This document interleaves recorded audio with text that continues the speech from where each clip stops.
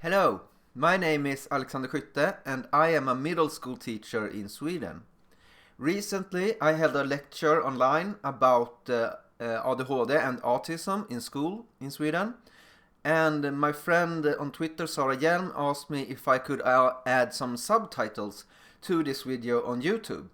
And I said, of course I can, no problem. I thought at least, and I went to YouTube and there was a problem.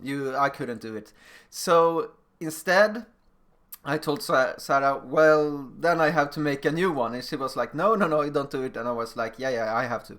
So here I am, and I'm going to hold this presentation about ADHD and autism in school in English.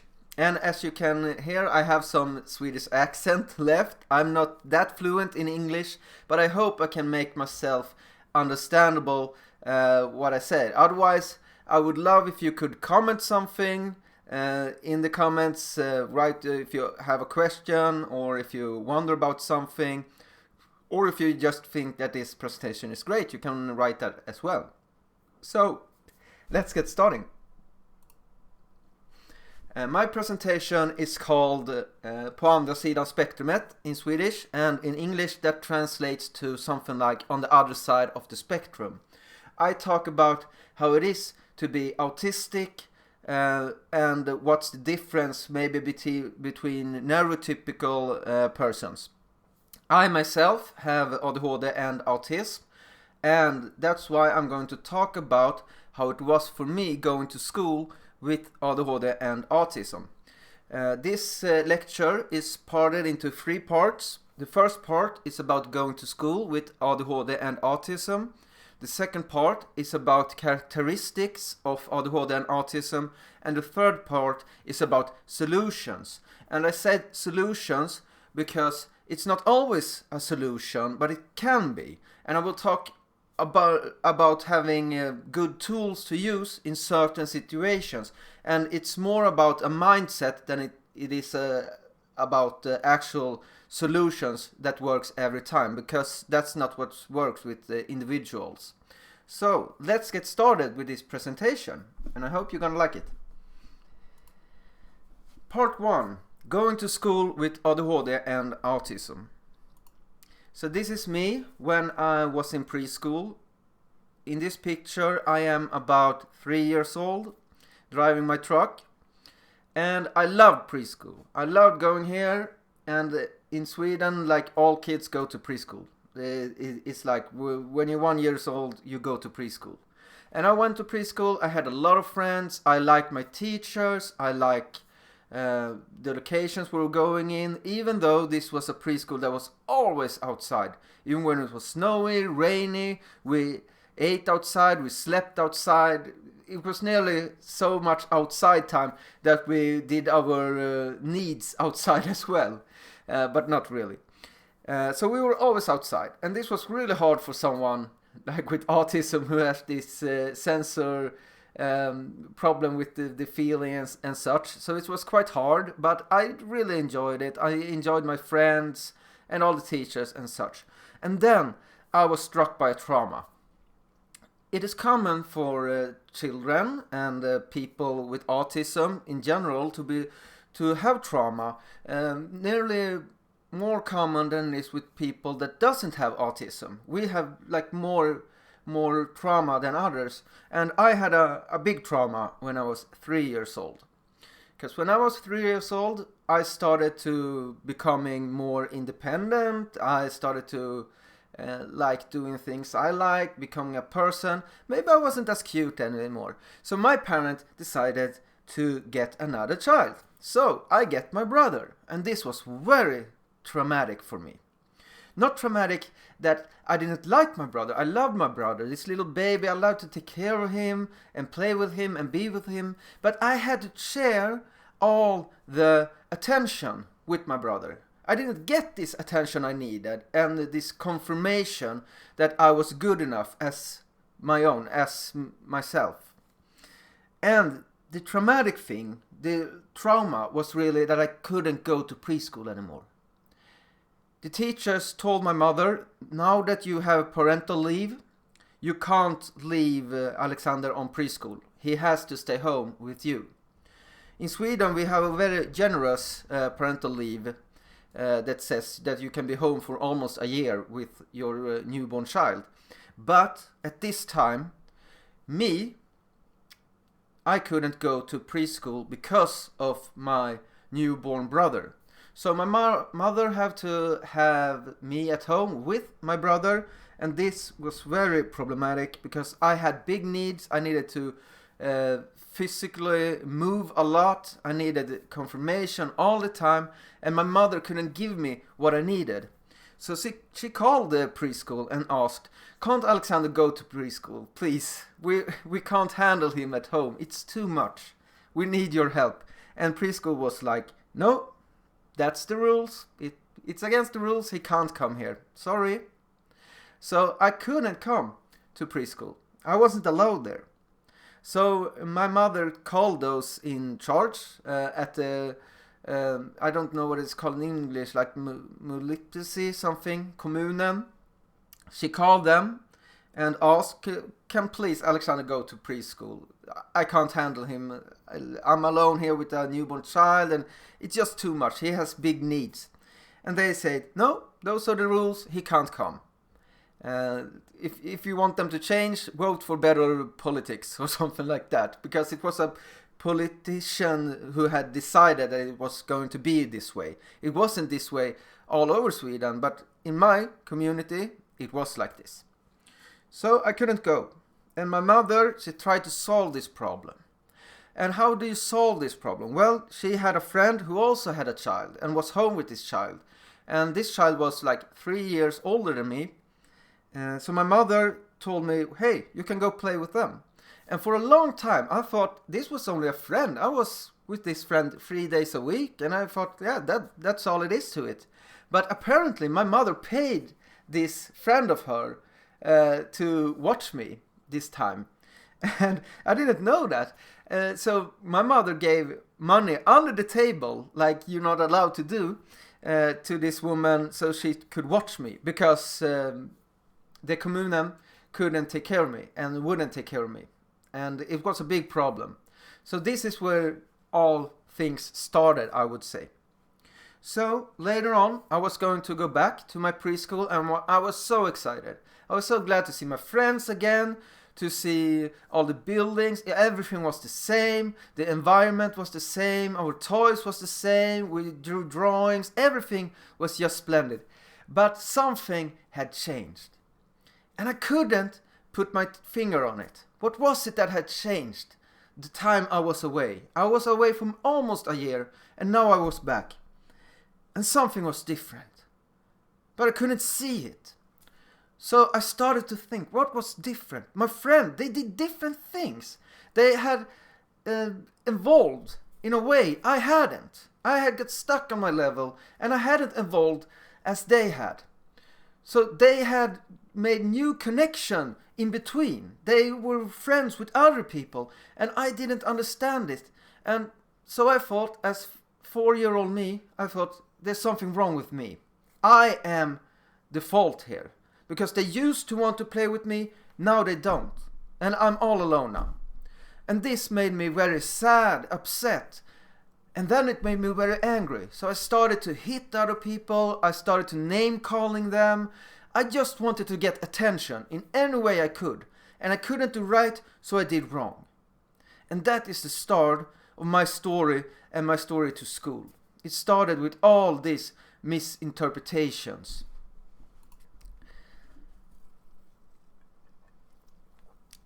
This way, my teacher described me. I think it was in 2nd grade she described me, and this is me, when I was 7 years old.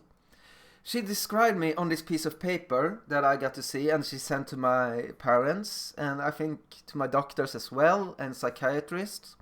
Alexander, he's very thoughtful. He thinks about others. He's curious. He's intelligent and energetic. A lot of energy.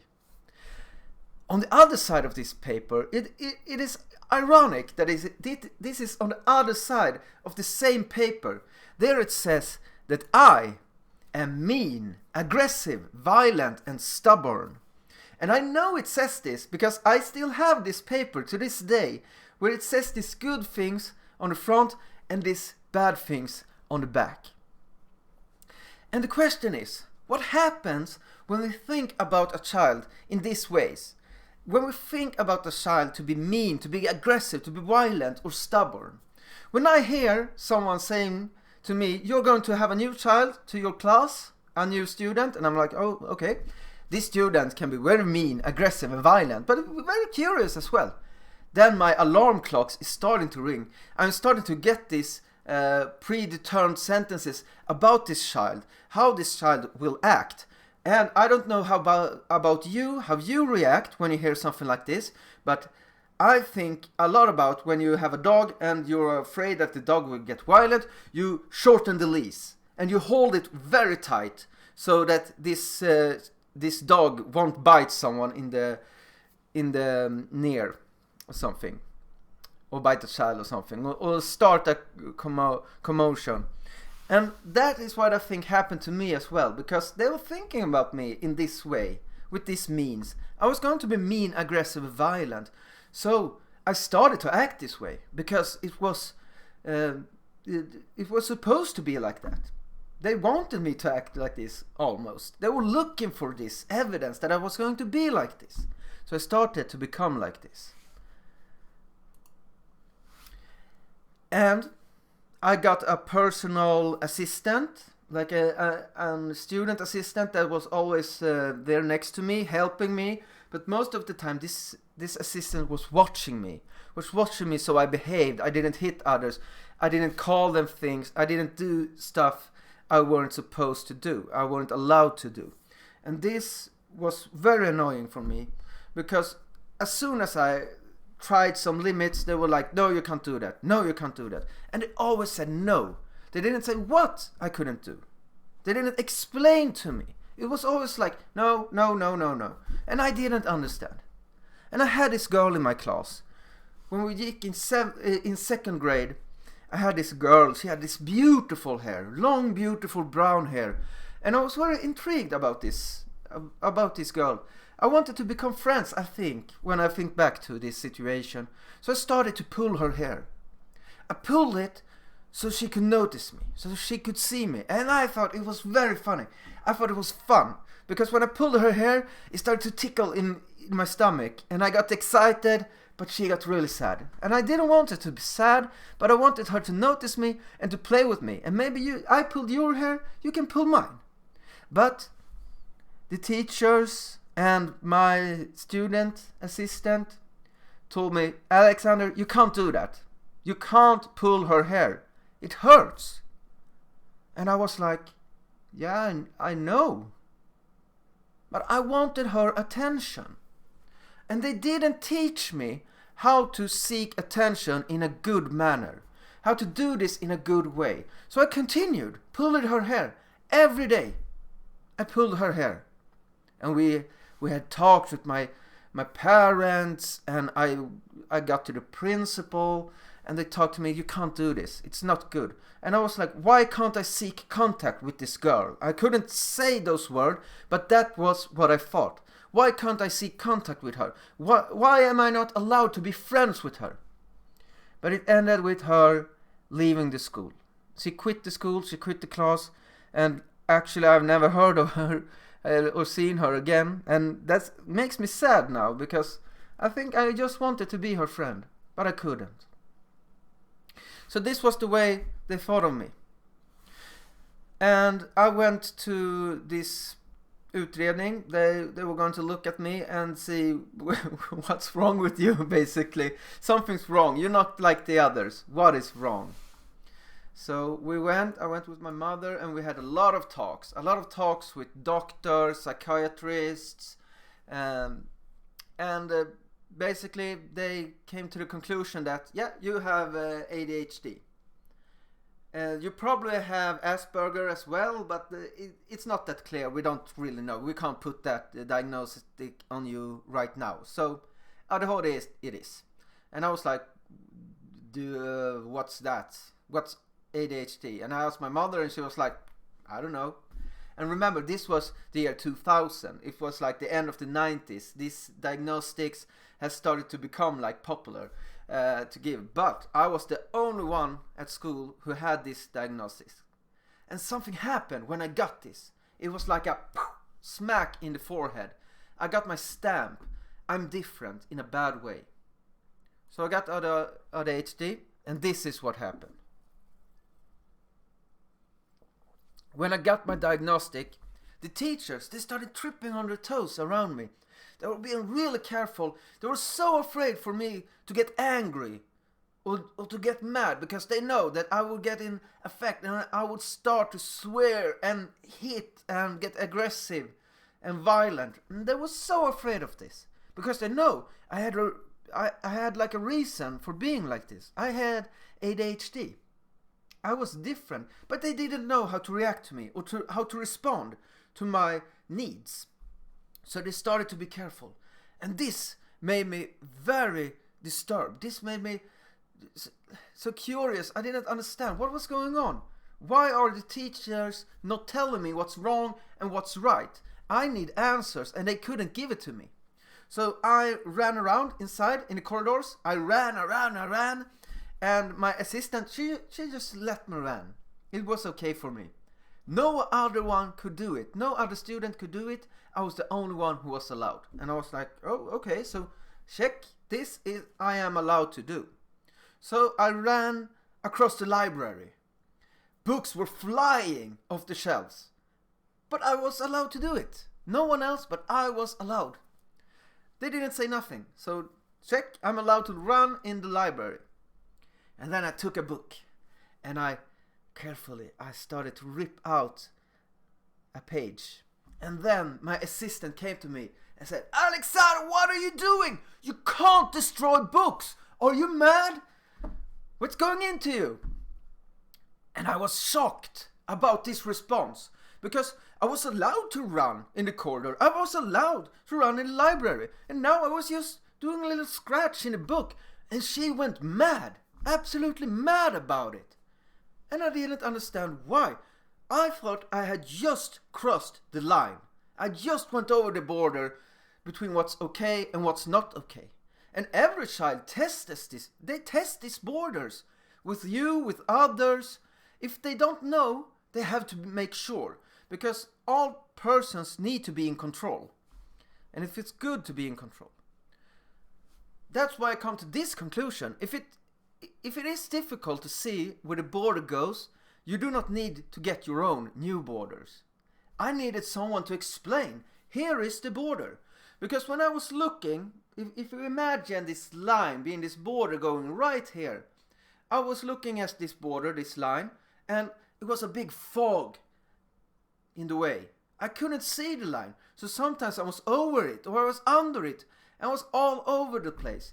And no one was helping me get rid of the fog, explaining to me what is the problem. They were just saying, no, you can't do that. And now you stepped over the line. But I can't see the line. Help me see the line. That was what I needed.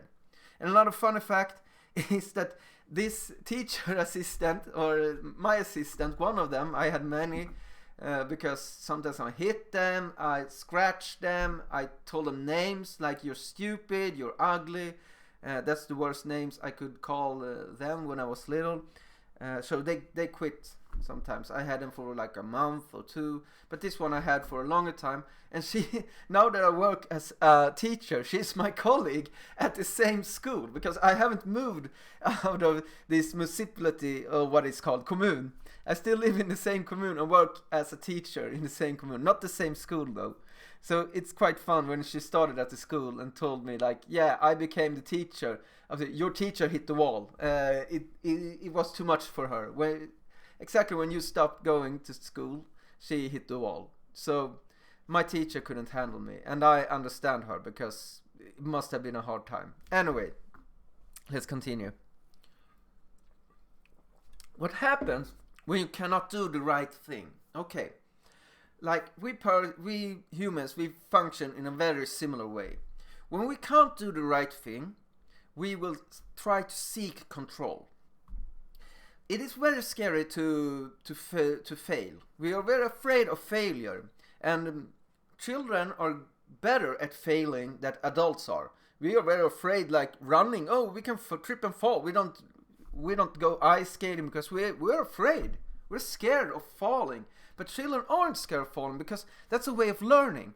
And that way we should learn about how children learn, and we shouldn't be afraid of failing. But I was so afraid of failing because I was always getting this shit when I failed.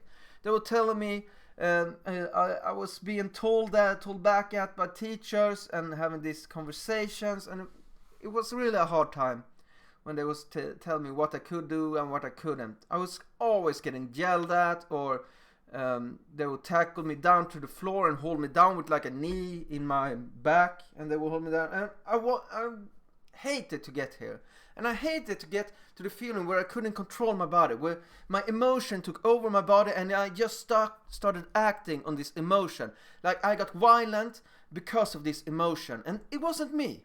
I didn't want to come there. I didn't want it to go that far.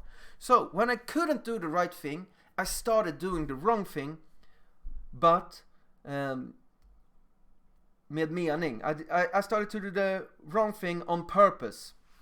So I did the wrong thing on purpose. I knew I was doing something wrong, and it gave me like this confirmation that, yeah, this is wrong, and you know it's wrong. So I felt secure by doing the wrong thing, and I got like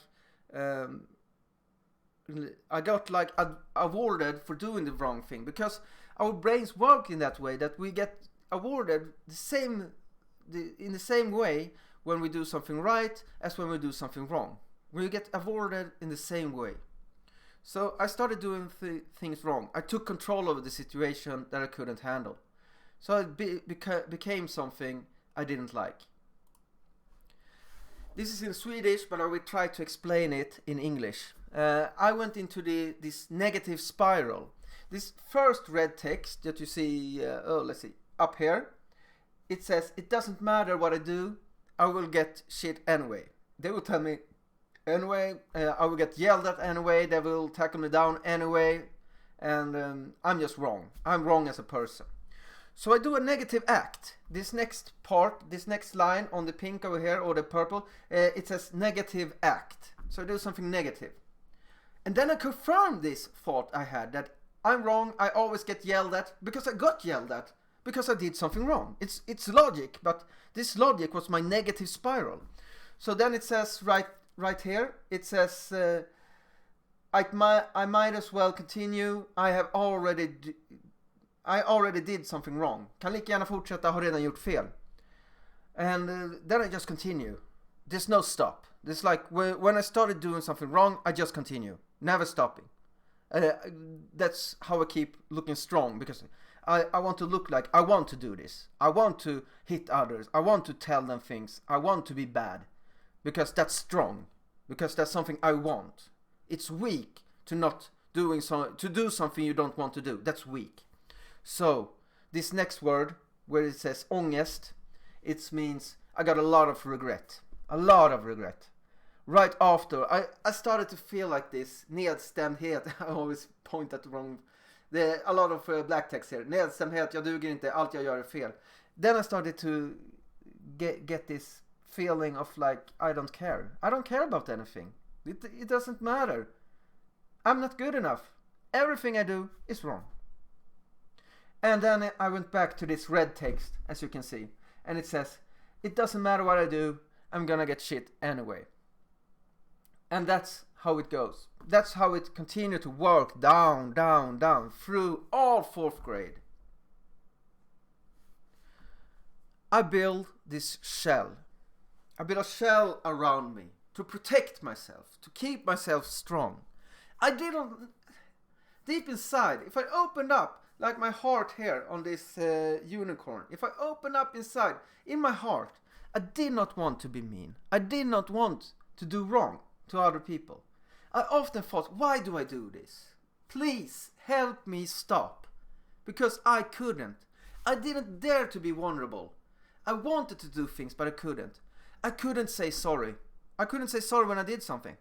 Because I was forced to say sorry by adults. They forced me to apologize for things I couldn't stand for. like I had hit someone or I had destroyed their paperwork, and they was like, apologize for this. And I, deep inside, I was really sorry about this. I felt this regret. Why did I do this? And I was crying on the inside, but I couldn't show this. And I couldn't say sorry, even though I meant it. But I was forced to say it. And then they say sorry like you mean it. And I was forced to say sorry. So this word, I haven't been able to put in my mouth for almost 20 years. Almost 20 years it has taken me to say sorry again.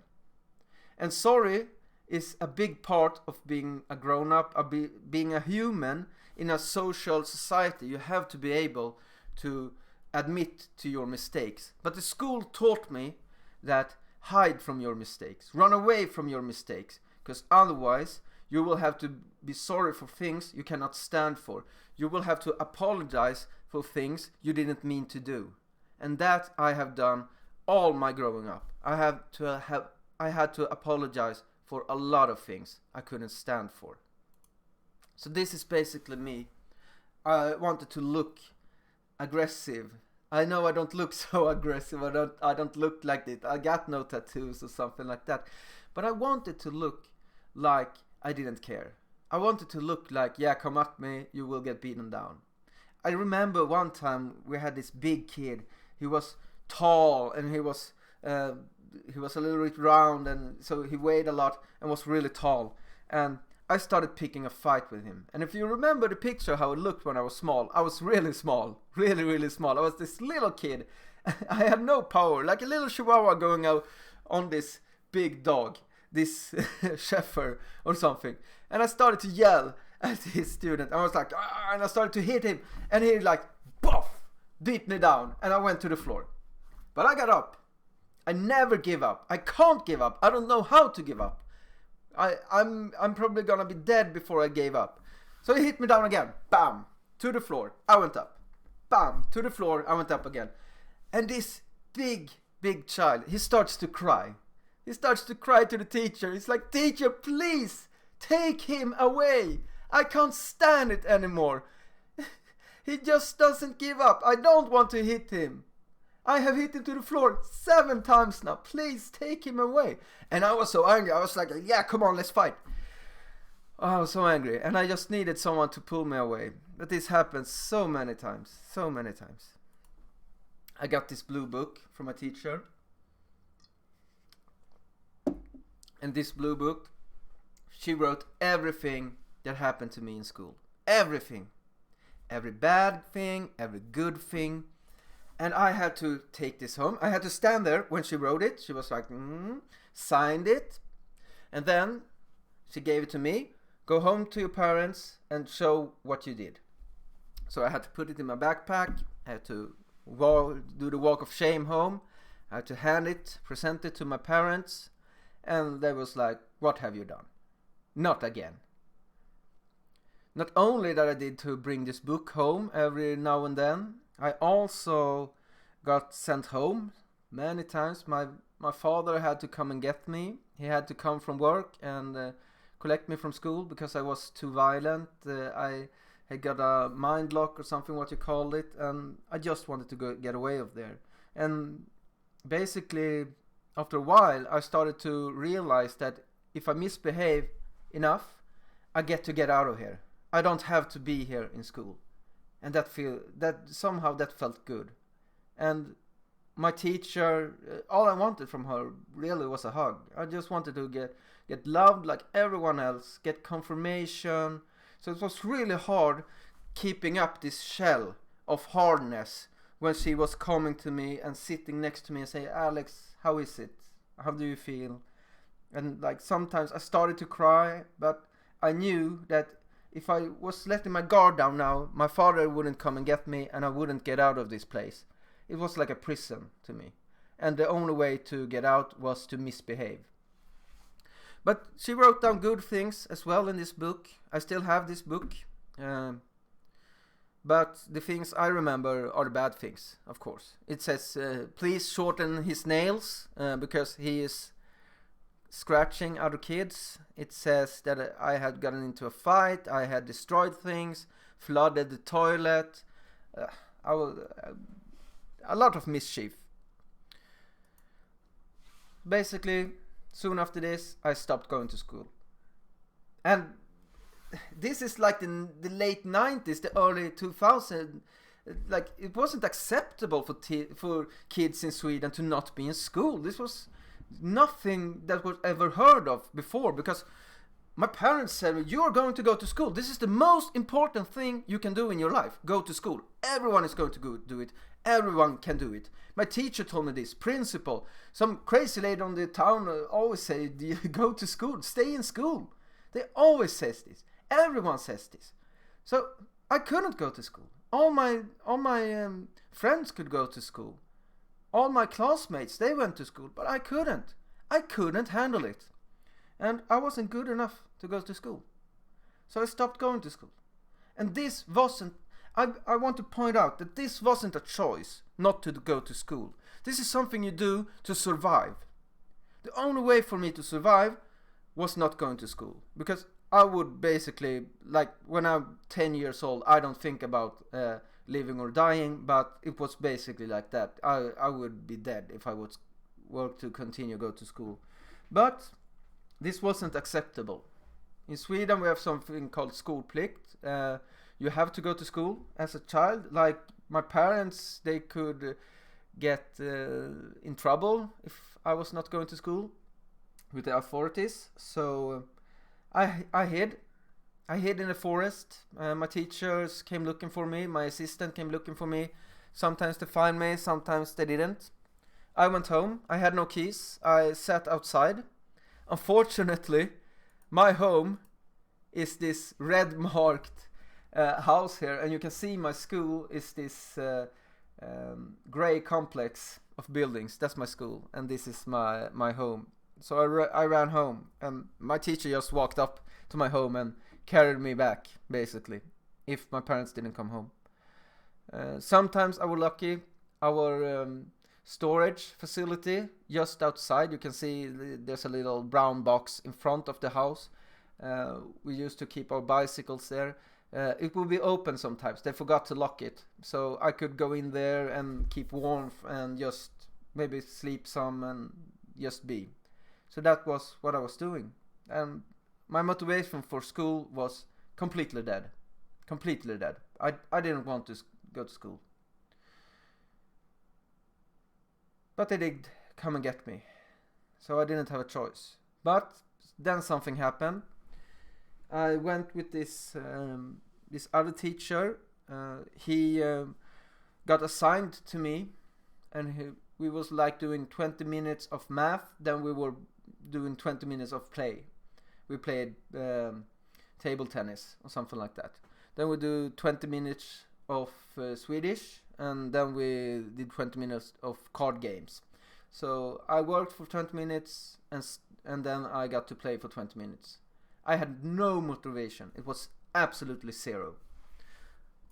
But I got to go to a new school. And I am one of the lucky few who got this option, this opportunity maybe, that really saved my life. If I haven't got this opportunity, this new chance, I wouldn't stand here today. I wouldn't have become a teacher. I would have some form of drug addict. I would be a minor criminal, like doing theft and stuff. I'm sure of it. Or I would be in a drug abuse. I am absolutely 100% sure of it. I would be a burden for society. But I got a chance. They gave me a chance. You're going to move school. You are being forced to move school, and you're going to this school where there is 6 other students. 5 of you have ADHD. 1 of you have something Swedish called DAMP, which is basically ADHD, but you also have a intellectual dysfunction, something like that. I don't really know what it's called in English.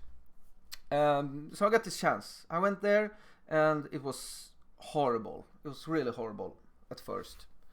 Just 6 other students, me and the teachers, and I was like, I don't want to go here. I want to be with my friends. I was 10 years old and forced moved to a little group. But I started to realize, like, this is good for me. I need this. And this was my saving. I came this and I started to see the other children. They were also acting like I was, but I got to see it from the outside. Like when they were hitting the other children, they were hitting the personal, the teachers, the assistants, and I was like, I don't want to look like this. I don't want to be this. This is not me. I can't be this. But I still have this problem with school. I had no motivation. I didn't want to calculate. I didn't want to write. I couldn't hold a pencil normal. I hold a pencil like this. It hurt in my hand. Physically hurt when I was writing. So it was really hard. But I had an excellent teacher. And she told me, Alexander, I'm really happy you are here. And when I did a test, I got like 2 points out of 24. And she was like, this is really good. You got 2 points. And I was like, 2 points? Are you kidding me? Out of 24, that's really bad. Yeah, but it's more than 0. You got 2 points. That's excellent. Next time, maybe you get 3 points. And I did. I got this. I got 3 points. I got 20 points, 23 points. And she was like, oh, excellent. She was so happy for me. And I was so happy for her being happy for me. I was not happy for myself because I didn't care about myself. I basically hated myself. I was wrong. But I was happy for her sake, for her being glad. I was really glad. And this was like, it lightened a light within me. And I started to become happy for myself again. I started to do things for myself again. And I'm really glad I got to go here, because it helped me a lot with my studies. But I was going back. 3 years later, I went here for 3 years. They did a lot of good things. But you can't take away that we were only 6 people, 6 students, 6 children with the same dysfunction and the same problem, and I was going back to school. And I really wanted to go back to normal school, as you may understand. So I went back to upper level, lower secondary school. Apparently it's called that in English. Högstadiet, it's called in Swedish. Very simple. I don't know why you have to make a fuss out about this. It's so hard to say. But like, well, what is the name called even on the schools? Like, it would be so long. What's wrong with just like Högstadiet? It's very short and good. Anyway, I wanted to go back. And they were so nice to me at the start. They even told me, oh, Alexander, who do you want to go with? In your new class, we want to make this good for you. Who do you want to go with? And I named all my friends from my previous class that was going to the same school and went to the same, and they was like, yeah, it's good. It would be fun to have you in here again, and so on. But then it happened again. Like I started on the preschool, with this social thing. This happened again when I moved back to my normal school. To a normal class. If I tell it like that, a big class. Something had happened with my friends. They were listening to Linkin Park and like this rock, and they were like playing a blood crown, it's called, like when you shoot a coin at your knuckles and the one who starts to bleed loses, and they were like playing this all the time. They were going to the store and buying chocolate and doing like this, testing bad things, calling each other names. Like, it was horrible for me. Because I didn't understand this. I wanted to go on the swing set. I wanted to go on the playground and jump around, be a child. I was 12 years old, and I have lost 3 years of this social training. And it was horrific. Because I started to get in a lot of trouble. I wanted to be good at school, and it wasn't cool to be good at school. But I wanted to be good at school. So I started to study a lot, and I was like geek, something like that. And I was always sitting alone because they didn't want to be with me, because I was like this geek. I just wanted to be good at school, but I wanted to be with them as well. So I tried this hierarchy. I tried to see, where do I stand? So I started to hit them, and they hit me back, and I got really hurt. And I went to the teacher and told me, teacher, Eric hit me. And I talked to Eric, and I was like, well, he started it. Absolutely true. I started it. A lot of fights I started. But also, I started name calling them, and I called them, yeah, you're like this idiot or something. And they always got this comeback. That's, way more advanced than I have ever thought of, and they always won. And everyone was like, oh, you got owned, you got wrecked. And I was like, I couldn't say something because I didn't have the ability to say something back. So what did I do? I went to the teacher. And I told the teacher, like, teacher, Simon says these things to me. And we got to in a lot of talks. And I would say, yeah, I was bullied. In upper level, lower secondary school, I was bullied. But I had a part to play in this as well. I didn't understand, and I had never gotten the help to understand why things work as the way they did. So I didn't understand, and I didn't get any help with it. So we had a lot of talks, and it was like, Alexander, you can't hit them. Yeah, I know, I can't hit them, but they hit me, and they couldn't get through to me. They couldn't get me to understand. So after a while, they told these boys, okay, look, guys, you have to start ignoring him. You have to, well, if he does something to you, just forget about it. He doesn't understand. This they told to me. And it was true. So what did they do? They started to ignore me. They started to run away from me. I got left all alone. And I had no one. I was alone. I feared when we were gonna do group work in school because I knew I was left on my own. Like I had no friends. Because they ignored me. They ran away from me. Every recess, I asked them if I could join. They didn't even respond. And then when I went after them, I walked after them. They ran away. They basically ran away from me. They hid from me. And I started looking for them, and they laughed and ran away. They didn't want to be with me. And this was a hurtful relationship for me, because I did this out of some self-pity maybe. I did this because I started feeling good being excluded. I started feeling good when they ran away from me, because I confirmed my thought once again. I'm not good enough. They don't want me, they don't like me. And I still remember to this day the time I talked to the counselor. And I talked to the counselor and we talked about the situation, how I was feeling and such. And he said to me when I was gonna leave, go back to the classroom, he said, oh, Alexander, make sure you take the long way around outside, because then the other children won't see that you have cried. So he basically told me, wipe your tears and go back. But this was done with a good sense, because he knew what the other people would think of me if I came back with tears in my eyes. And I often cried. I have always had a close relationship to my feelings. So I cried a lot, and people ask me, why do you cry? Well, I'm sad. Why can't I cry when I'm sad? It's not socially acceptable to cry when you're sad. Not at least here in Sweden. You have to be like, no feelings. Not showing that you're weak.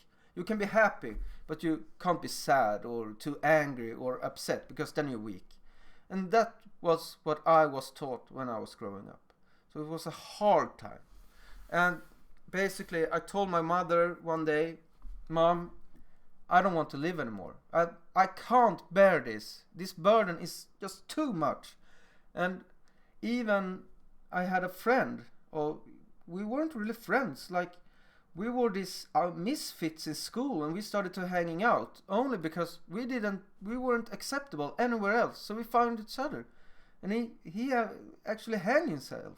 He took his own life in school because he felt bullied, and this like affected me. Like I didn't want to take my life, but it was an exit. Like you could get out of this, and I told my mom, like, I don't want to live anymore.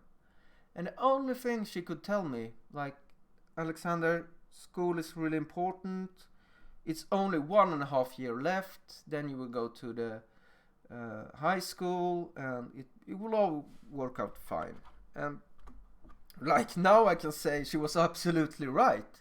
Like it would work out fine. But right then and there, I thought, no, it won't. It's too long time. How can you say to someone who's holding on by a string to like, it's only 1.5 years left? and I feel like this grip is slipping away slowly. But I had one thing that saved my life. And it wasn't in school, it was my mother, it was actually my father who saved my life. And I'm going to tell you about this, because I think it's important. So basically, this is me and my brother. We are playing Snobben, Scooby-Doo. No, not Scooby-Doo. What is it called? Snobben in English. You know, you probably recognize the characters from the screen here. It is white dog with black nose and such. Snoopy maybe? Snoopy? Something like that. Never mind, it's not important. I was playing this. And basically you can explain it like this. This is on Windows 95. My dad was an IT technician. So he always brought home this IT stuff, and it's basically just like a book. like a digital book. You press these arrows and it reads this message, and we thought it was great. It was absolutely fantastic. But this wasn't what I was playing when I was 14 years old. I was playing Battlefield 1942. It has just been released. Perfect. I love the military, like it was shooting game. Very, very, very interesting and fun to play. And I got good at it. I got really good at it. And my dad was so fantastic. Like, my dad is the typical ADHD person. He would have got it if he would go to school like now. He got his special interest. He got this like strain of thought that is just running away from him every time. But he did something really great for me. He started a team in Battlefield 1942, and it's called a clan online. And we were the Simpsons. And of course, I was Bart. I wasn't Bart because I struggled so much in school. I was Bart because I was the youngest. Like the oldest were 36 years old. They worked in a warehouse in Växjö, like a bit away from Stockholm where I live. And they were playing with me. And this was so great because I got this social stimuli I needed. And they were teaching me like things like how to behave, how to interact. And finally I got adults I could talk to. And I even could talk to other children who was playing with me. I was playing with someone named Fat Tony, and it's great because this Fat Tony, he was writing to me the other day on Messenger. He's like, I don't know, this might sound strange to you, but were you Bart playing Battlefield 1942 for like ages ago? And I was like, yeah, I was. I'm like, oh great, then it's you. Hi, I'm Fat Tony. You maybe remember me. And it's so crazy because you get this collective about young and old, girls and boys, men and women. It was so great. And I got to get accepted for the one I was. And the great thing about playing video games is you can do this when you get angry. You can.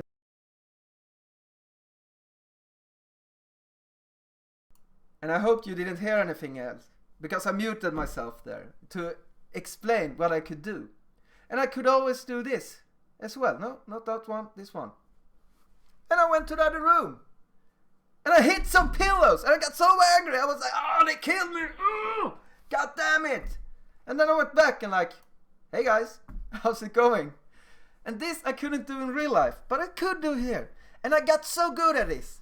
So they called my dad. And my dad, he was nicknamed Peter the Leader because he worked, as I told earlier, as an IT technician. And he helped someone to build an IT system, like IBM or something he worked for. And they built this IT system, and somehow he managed to delete this whole system. So they had to restart from the beginning. So then on, he was called Peter the Leader. And he still nicks this to this day. So if you search for him on Facebook, you will find my dad as Peter the Leader, this motorcycle crazy person. He loves his motorcycle. If you talk about anything with him, he will start talking about motorcycles. So if you like motorcycles, you can go speak to my dad. He loves it. But anyway, they called him and they asked, oh, hi, would you like to be in the Swedish, the official Swedish national team in Battlefield 1942? We had just started up. And he went, oh, well, oh, okay, wait, hold on. And he went to me like, Alex, do you want to be in the national team? And I was like, hell yeah, I want to be in the national team. And then they were like, wait, whoa, wait a minute. Who's this Alex you're talking about? Oh, that's my son, that Bart, you know. Yeah, that we thought you were Bart. Well, no, I'm his father. I'm Peter the Leader. I'm 46 years old. I don't play this. And then they asked, like, okay, this Alex, this Bart, how old is he? Oh, he's 14. Well, you know, this game has a age restriction of 16. You know that, right? Yeah, but he's really good at it. Yeah, but he can't be in the team if he's 14. So I couldn't be in the team. I didn't get in the team. This was the only sport I ever been good at, basically, this e-sport. But I didn't cut the team, so to say.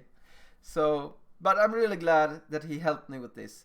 We met these people in real life. He took vacation off, and we went to Växjö, and we had a cabin over there, and they came there, and we talked a lot. We played, we gamed.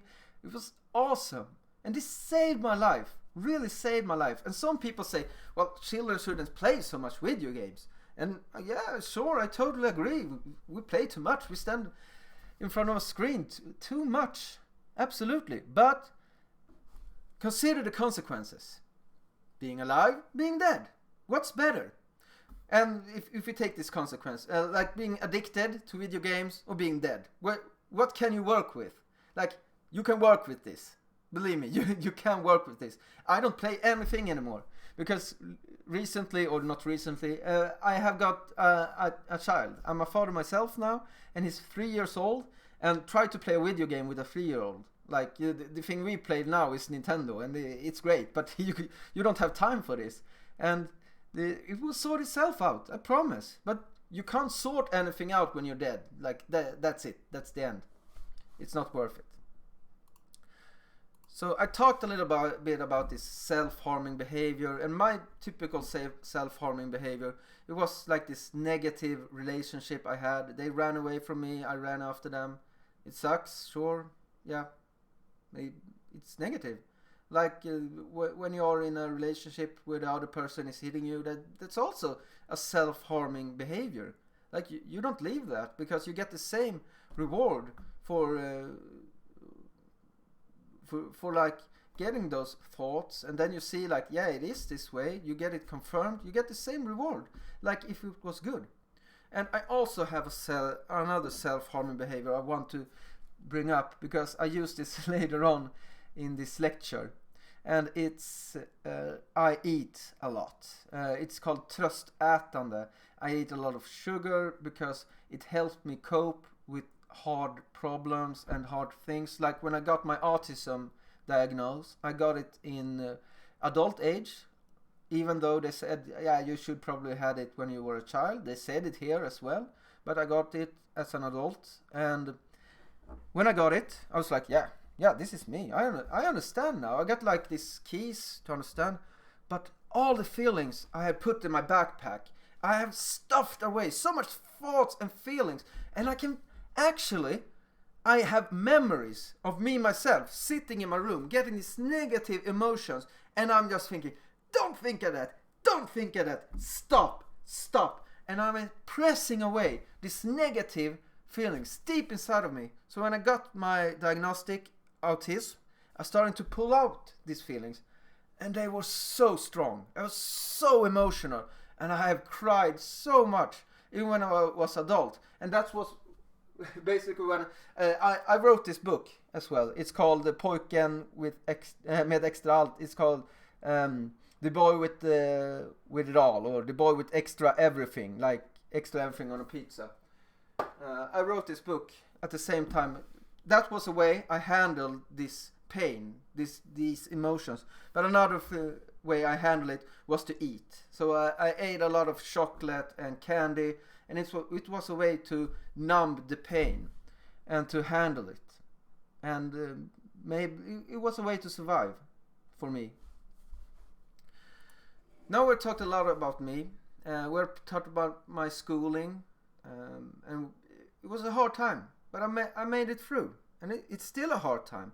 I still have hardship related to the school. I still get sad about things. Like, I still have a hard time trusting adults. I'm still afraid of adult people because they hurt me when I was a child. They hurt me verbally and physically. They put me down to the ground so I couldn't breathe. They like twisted my arms. They did things to me that really were hurtful and basically illegal, but it was allowed to go on. So I'm really hurt from grown-ups. But now we're going to talk about characteristics of ADHD and autism. Like, how can you see this child?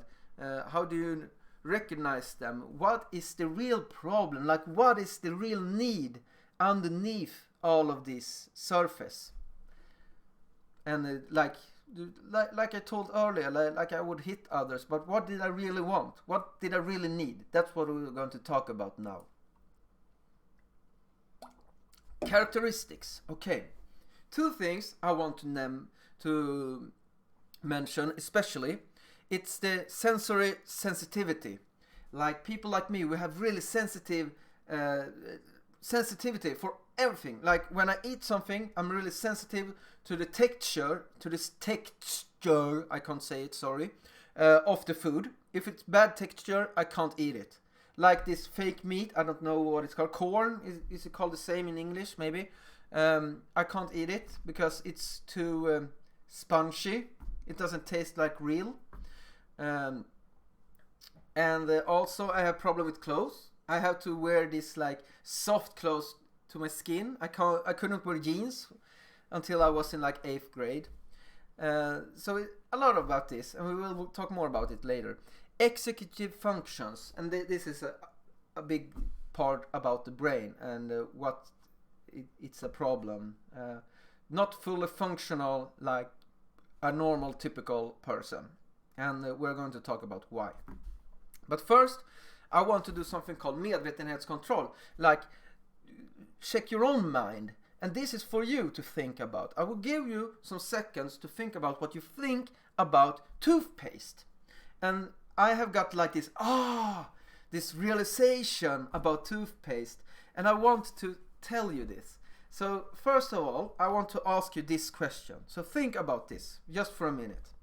What do you think about toothpaste? Do you think toothpaste is strong? It tastes strong? Or do you don't think it tastes strong? Do you think it's a mild taste? Think about that for a second.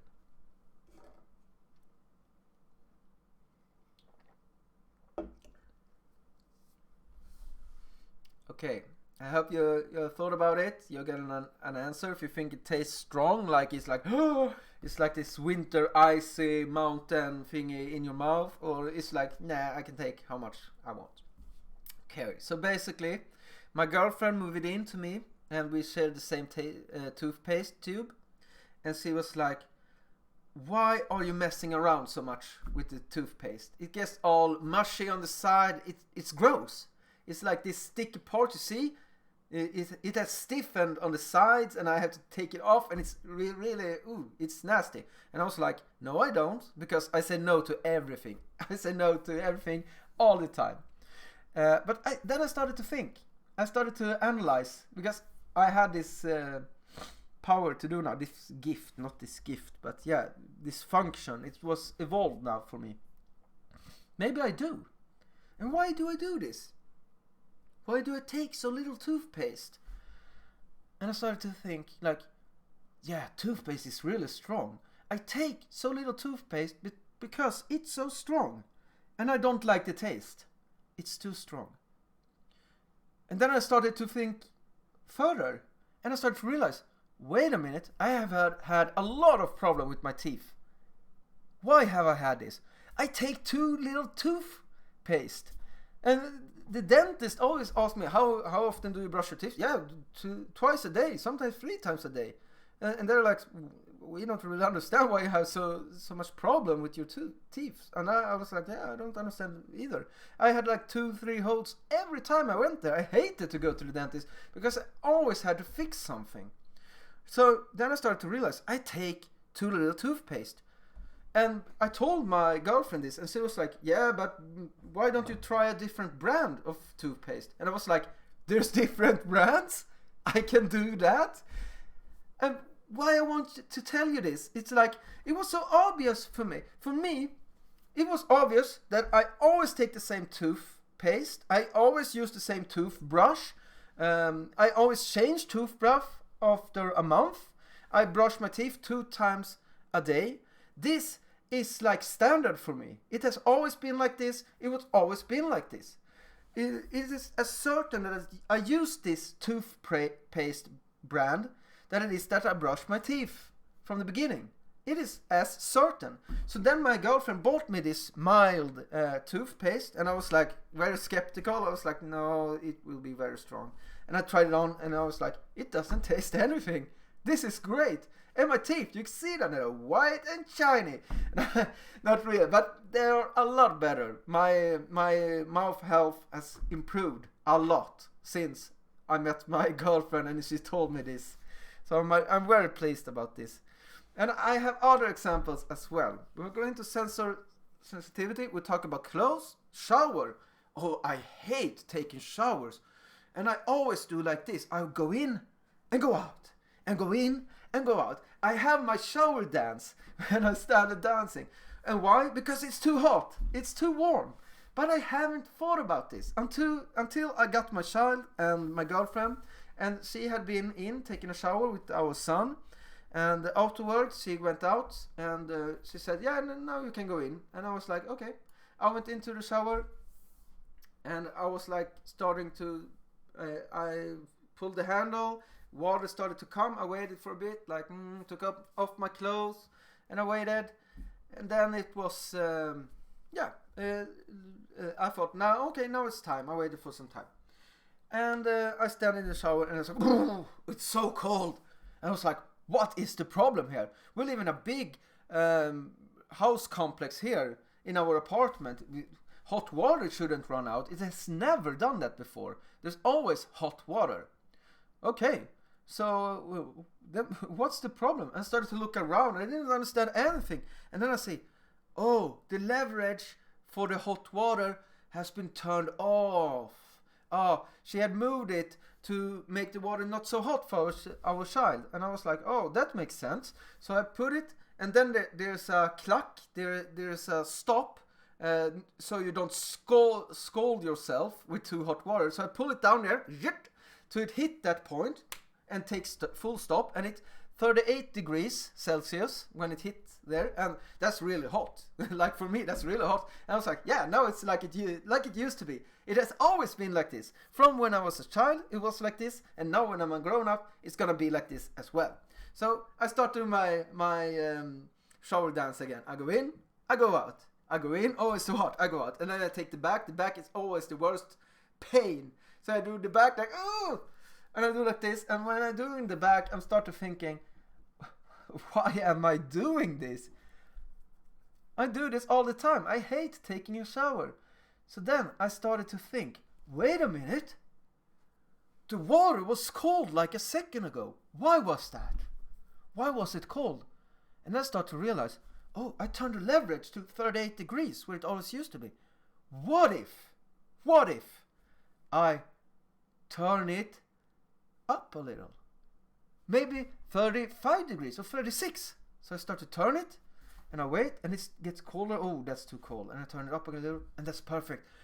And I get this feeling. My mind is blown. My mind blown. Like, the shower is so nice to stand in. And I was standing there and taking a shower, and I'm having the best day ever. And I stand there forever. And taking a shower forever for me, it's like 5 minutes. So I stand in the shower for 5 minutes, and I like go out and tell my girlfriend, I was like, did you know you can change the warmth, the temperature of the shower? Did you know this? And she was like, are you mad?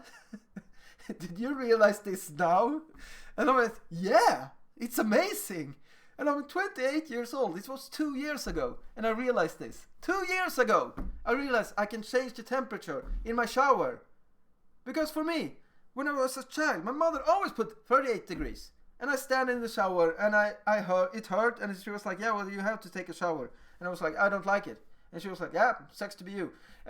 38 degrees, and I stand there. I didn't realize, I didn't understand that you could do this. I thought, it has to be here. Like it as certain as I don't shower with my clothes on. That's berserk. You don't do that. And you don't mess with the warmth. You don't mess with the temperature. That's crazy. Crazy talk. So I learned something there that day. And it's awesome. Because now I can take a shower. And I love it. Close contact. It's hard with hugs. And maybe hits. Like when I get hit, I always feel it feels like pain.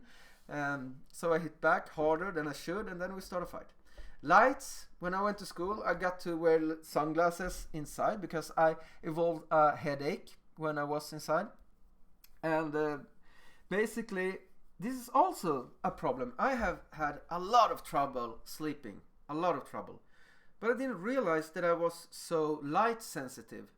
I was so sensitive to light, so I woke up in the middle of the night. I thought it was too bright outside. So now when I sleep, I have like this curtains. I fold down the drapes, whatever it's called in English. I have 3 different ways to make it dark, and I use them all at the same time. It's pitch black where I sleep right now. And also my sight has gone quite bad, so I don't see light as much anymore, and it helps with my sleep quality, and it's great. It's absolutely great. So, but I couldn't tell this as a child. As a child, you can't say these things. Because you just say, I have trouble sleeping, and then like, oh, little man, oh, you need to go to sleep earlier. And like, okay, I go to sleep earlier. It's still bright outside. I still can't sleep. But I can't tell my parents, like, I can't sleep because it's bright outside. I don't have that gift. I don't have that power to do that. That mental capability, it doesn't exist. Yes. So, move on. Sentimentalists. I feel a lot. I feel a lot of pain. I feel a lot of emotions. And my emotions are like an on and off switch. Like, I put on the switch and then I feel just so much feelings. And that's not acceptable. And a lot of people, like, we'll be told, like, yeah, but you have autism. You don't feel. Like, I feel a lot. I probably feel more than you do. I have just learned to turn it off because it's not acceptable. Because you get mad when I feel a lot. Why is that? So really, that's your problem, not mine. But that's what school had taught me, to not feel as much. And it makes me sad, really, that school teaches this. Even if it's not with purpose. Basic needs. We all people have basic needs. We need security. We need to feel safe. I would rather use the word safe. Like, I didn't feel safe at school, so then I didn't met these basic needs. We need sleep, food, vicinity, I think it's called. I've written it down in Swedish because I translated it in Google Translate and I don't know what it means, but it said it means närhet. And physical activity. Like, people like me have problems staying physical active because we have our starting motor, like our thinking capacity, is limited, and it's hard to start thinking. I know this is hard to explain, but it's really hard for me to start doing something. Like, I can sit in the couch over here, and I just sit, and my girlfriend tells me, like, oh, Alex, could you empty the dishes? The dishwasher is full. Could you empty it? And I'm like, oh, and it sounds like the worst task possible. And I'm like always, no, I can't do it. But it's only because I have a limitation in my mental capability. So when I will do it, and it takes like 5 minutes to do it, I like that, it's done. Then I feel like, oh, it's dirty in here. I want to clean more. And I start to standing and cleaning everywhere. And I clean the whole apartment. Because I just need to get started. But it's so hard. And that's why I take this with physical activity. Because I think when someone says, oh, do you want to go and work out? I think, like, oh no, it's going to be so hard. I'm going to be in pain.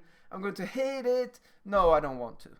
So I take the easy way out. I don't do it. That's just easier.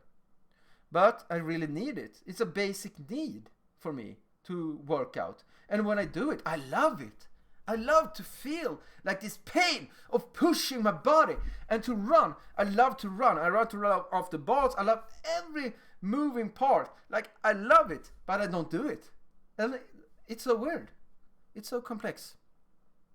We're going to talk about executive functions. And executive functions, I have just copied this from Wikipedia because I think it's a great explanation of what it is. It's about to motivate ourselves, to initiate an action, to do something, to inhibit our behaviors, also to stop ourselves from doing something, to filter impressions, to conduct an internal dialogue about our work, for example, to evaluate and re-evaluate something, structuring and organizing, being cognitively flexible. And this is something, when you have autism, you have a problem with. A lot of these things, you maybe not have all of it, but a lot of them. I have a problem with a lot of this. I had to learn a lot of these things for specific occasions. I have to learn this. This is not something that comes automatic for me. So remember these ones. These ones are really good to remember, because if you want to meet someone with autism and help them with what they need, think about this. They have a problem with this. This is hard for them. You need to help them with this. Time, really interesting thing. Like money, really interesting. Time is perceived as now or not now. And I told you earlier I wanted to come back to my self-harming behavior, like I eat a lot of chocolate. And I often do this when I go home from work, like I'm a little bit hungry, and I go through, I get this impulse, like I want chocolate. Go buy chocolate. Okay, now I got this impulse. It's coming up here from the back of my head. And this front lobe, from me, it needs to send these signals like saying, no, no, no, no, no, it's not good for me, you will grow a double chin and so on, you will get fat, it's unhealthy, it's not good for you to eat chocolate every day. But I get a lot of this impulse, and soon this perspective that time is perceived as now or not now kick into place as well and start to play a role, because then I get a decision. Okay, should I go buy chocolate? And then this kicks in, as I said, and it's basically like this. I can buy chocolate now, or I can never buy chocolate again. Never, ever. What do you choose? What do you choose? Not to eat chocolate ever again, or to eat chocolate now? Your choice. And for me, it's easy choice. I want to eat chocolate. I don't want to stop eating chocolate. And why is this important? Yeah, because our students, our children, they think about this in the same way, about exactly everything if you have autism. Like, and ADHD, I think it's as well. I don't really know. But I talk about myself now. Okay, so basically it's like this. Either way, I get to stand first in line, or I never get to stand first in line. Of course it becomes important to stand first in line. Either I win, or I'm a loser. I never win. Of course it's important to win. You have to win. Otherwise, you never win. You always lose. Of course you have to win now. Of course you get sad when you lose, because you're a loser. So, if you have this in mind when you are meeting these children and these persons with autism, maybe you can start to understand why our world is so black and white, why it's so either this or that, and why it's so hard to understand. This time complex is really, really hard. And as I said no a lot. This kitten, it's me. I said no to everything. And basically I don't dare to try new stuff. So when I go to a pizzeria, it's really big in Sweden to eat pizza, like we have a pizzeria in every street corner probably. I always order the same thing. I either order Vesuvio, calzone, or it's called flying UFO. And if you're from Sweden, you know that this is the same pizza, just the amount of how you fold the pizza is different. Because it's safe for me. I feel safe. I know what I get. It's ham, it's cheese, it's tomato sauce, and it's dough. Like, that's all. That's it. No surprises. So sometimes I actually try to go away from this saying no, because I know that there's other things in life, like you need to try stuff. So I try stuff, and I say to my girlfriend, but please, can you order food for me? Can you do it? And she ordered food for me, and I get it on a plate, and I'm like, ugh, what have you ordered for me? You don't know me at all. You don't want me to eat something good. This is not good. This is not healthy. I hate this. And she's like, you haven't even tried it. And I'm like, no, but I looked at it. And then I start poking around and start eating. And I get this sensation, this food sensation. It's like, it's so good. It's so good. And I had never eaten it if it wasn't for my girlfriend. And she's like, told you. And I'm like, oh, sorry, I should listen to you. And she's like, yeah, I tell you every time, you should listen to me. You should dare to try something new. And I'm still like, nah, I don't dare to. Because it's as possible to get bad as it is to get good. Changes and transitions in the school day is really difficult to handle. So I usually say like this: when you are in the middle of a change, a transition, keep in that transition, keep going on that. Don't try to add up more.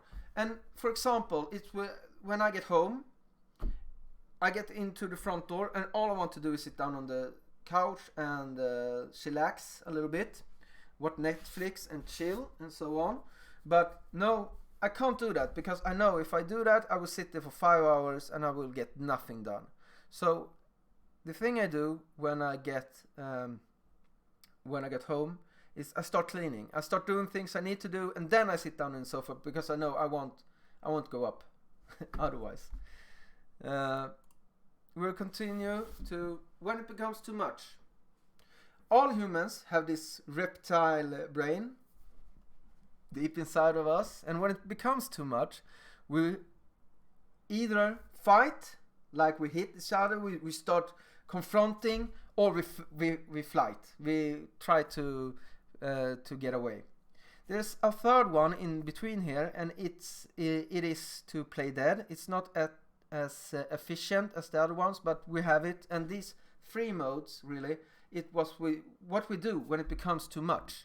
We either fight or flight when we get stressed. And I will talk more about this, why this is important to teach the students to basically flight, to flee. Teach them to flee, not fight, because then you will have a much easier time.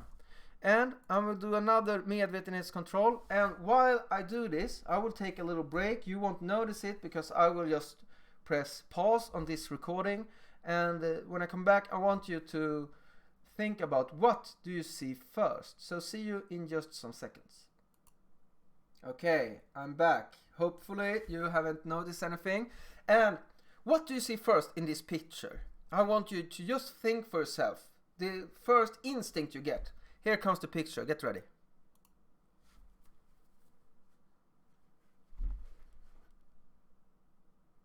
Have you seen something? What was the first thing you saw? And think about this, because it's important. We humans work in a different way. Like some see the details. You see the heart first. Some you see the entirety. You see the ja, like it means yes in Swedish. You see this, J and A. And some of you see A. Some of you see the J. And some see the heart. People with autism, we often see details. We start to make a whole out of the details.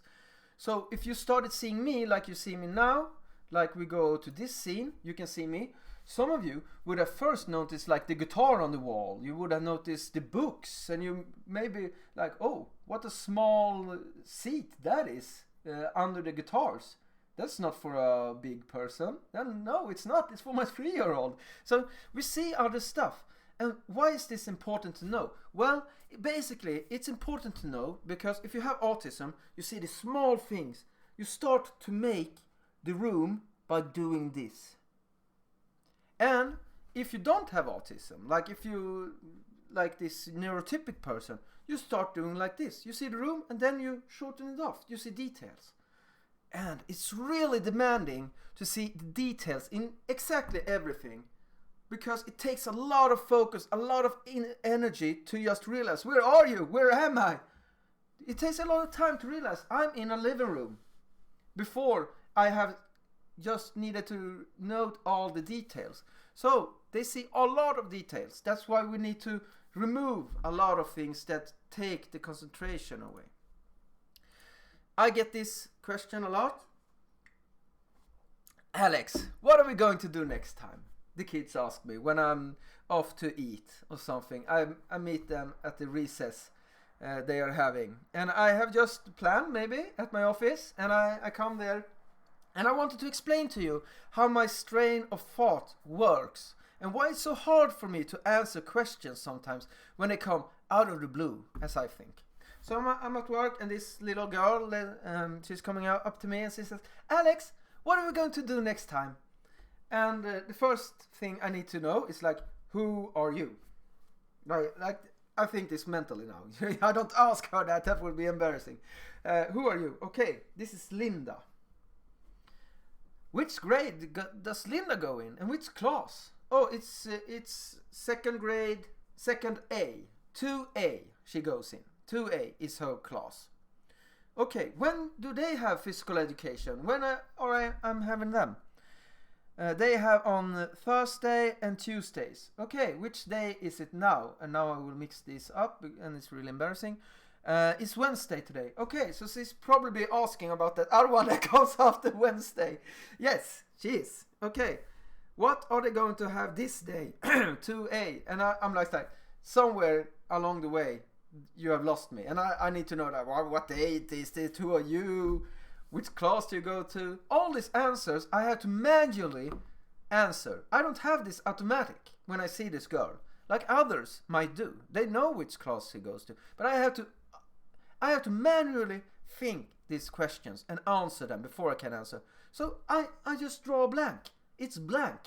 And I said to her, I don't know what you're going to have. And she's like, okay. And I don't like that answer. I hate that answer. That's a bad answer. Really bad answer. So I got a solution. I put up a map. We have orientating in Swedish. It's like kids are going to learn how to work a map and to find their way around a map. Like in a forest or in a city, they need to know how to take themselves from point A to point B. So I put this map about the school. I draw it in Photoshop for hand. This is where the detail focus come into play, where it's really good to have details. This map went to be so good that they are using it for emergency drills, and they're using it to explain for children where they are on the school, because I put in elements that normal maps don't use. Like I have this flagpole, and I have this basketball course is on it, and so on. So they find a way easier on my map than other maps that I just draw in Photoshop. It's splendid. But anyway, so to answer this question, I made this map, put it on outside the expedition of the school, and then I put on like small labels. I hang outside on the schoolyard, like I put it on here. I hang it on, and then I make a marker on the map and said, like second grade, your marker is here, then you need to go there to find it. So I get some free learning on the recess. I just say, look at the map, and she goes and look at the map, and she doesn't find it, and she's like, I can't read the map, Alex, please help me. And then I get this collegial learning. So I tell her, well, ask a friend, ask a classmate, and it's great. So they teach each other, but I still can't find it. So then they come back to me and like, Alex, we can't find. Can't you just point it out? It's over there, please. But I tell them, no, that's too easy. We have to learn this. And now you're really interested. You're motivated to learn the answer. And they're like, oh, stupid teacher. But I'm like, no. So then I ask an older pupil, a student that is in 5th grade, I ask, could you help these second graders to find what they are going to do next time? And they're like, yeah, sure. They love to help younger children. So they do. And then they find it, and everyone is happy, and I can answer this question, finally. Just saying, look at the map. And it's so easy for me. And it's a lot of learning for the others as well. Okay, now I'm getting a little tired, but this will go just fine, I promise. Avsnitt 3, this is Swedish, I forgot to change this. It means part 3, solutions. Now we're going to talk about solutions into this situation.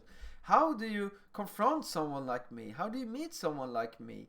And what do you need to think about? What do you need to do? Now I'm going to tell you. So listen up now. This is important. The terrain makes all the differ. Why do you have the military here? I love the military. The military is awesome. I'm military myself. I'm a squad leader in the National Guard in Sweden. I'm a leader of our support group. We have like these big tubes. I'm going to show you even.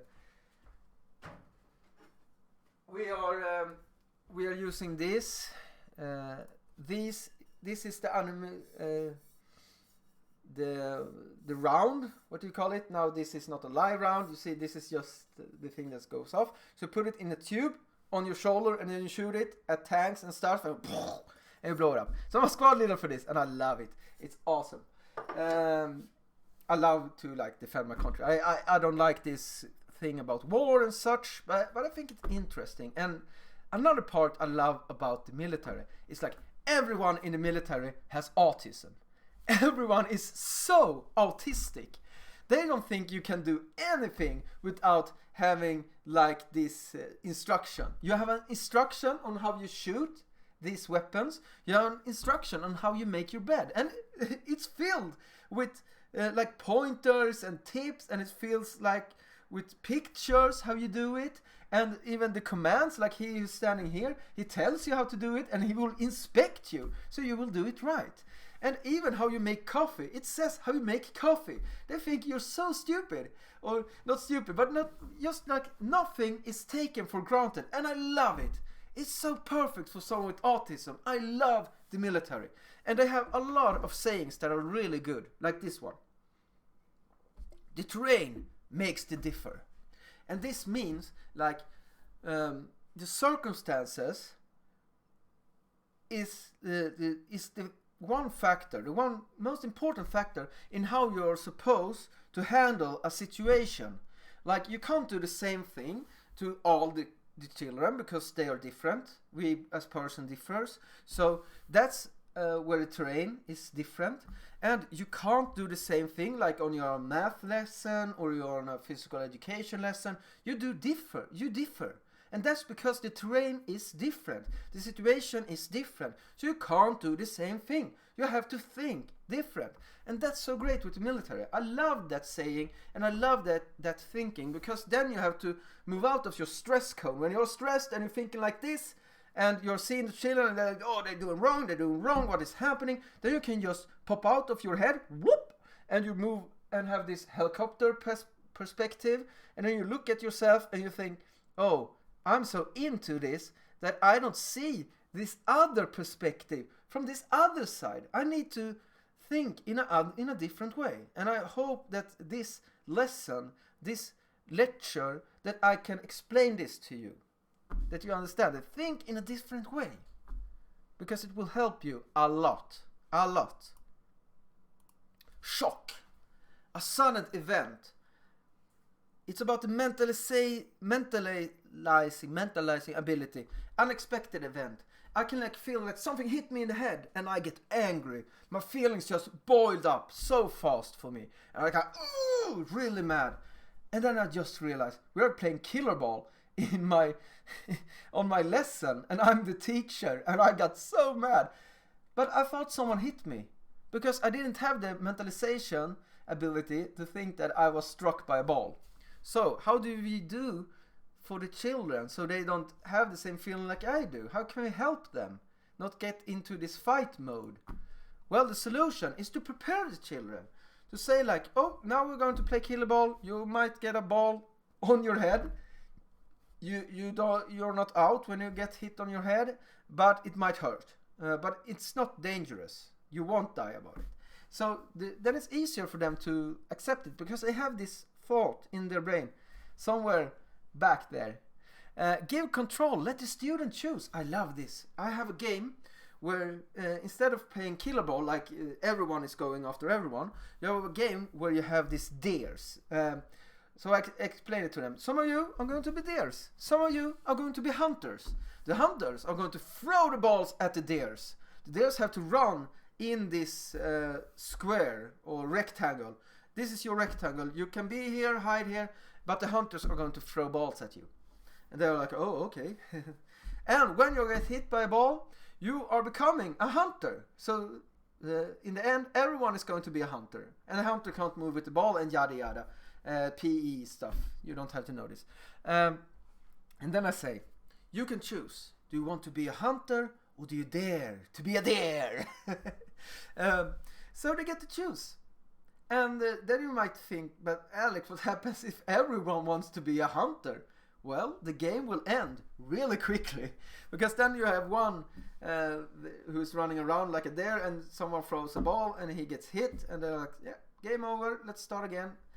But there's no worries. It doesn't have to be a problem. You can talk to the students and say, okay, what's happened now? And then they will say, only one person was a deer. Okay, is this a problem? Yes, it is. So what will we do now? We need more people to be a deer. Yes, we do. So how do you do it? You have to tell them. No, I won't tell them. I want you to think for yourself. Do you dare to be a deer? And then they become deers as well. And it's great. Somewhere along you make this perfect balance or a good balance. And you don't make these students who are afraid of balls, you don't have to get struck by a ball. And the most exciting thing is when these students, these kids who are afraid of getting hit by balls, they come to me and almost whisper, like saying this, Alex, next time I'm gonna be a deer. And they are. And it's so amazing because they got this positive thought like, I can make this, I can do it. And they are going to seek confirmation from this. If I had told them like, you're going to be a deer right now, then they're going to think, oh, I'm gonna get hurt. And then if they are gonna get hurt, they are gonna get confirmation that I didn't like this. And it gets bad. So that's bad. Safe body, safe point. Some of my students, they're always with their best buddies at their lessons. I've told them, like, do you want to be with your best buddy? Because I noticed that you work a lot better when you're with this person. So I always let them be with their best buddy. And some of the students, they might say, oh, that's not fair. Well, it is. It is fair. Because this person won't be at my lesson if he or she doesn't get to be with their best friend. So why isn't it fair that they are active on my lesson? It's more important that they are active on my lesson than they are not there because I said you can't be with your friend. That's stupid. Don't be stupid. I get some questions. I want you to think about this. When does a PE lesson start? Well, of course, for the children, it starts a lot earlier than it starts for me. For me, it starts when they are inside my classroom. But for them, it maybe starts in the locker room. That's why I have prepared in my locker room. You might not see this so good, but at the hooks here, you can see I have numbers. And I have documented, I have called it something on the other side. It's called skidlängan. It made the ski length.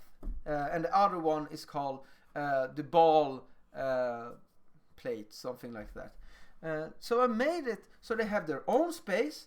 You have number 1, you know who is on number 3, who's number 6 and 11. They know where everyone is seated, and it makes comfort. It makes it safe for them. They don't have to think, oh, who am I gonna sit next to now? Oh, what if I don't get any space? I have already taken care of it. Really important. Next slide.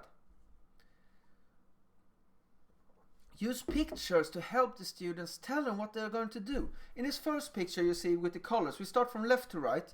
It says clean the colors. Like when you're using watercolors, clean them. So there's not a lot of colors in it. It's the same color. Like yellow is yellow, red is red.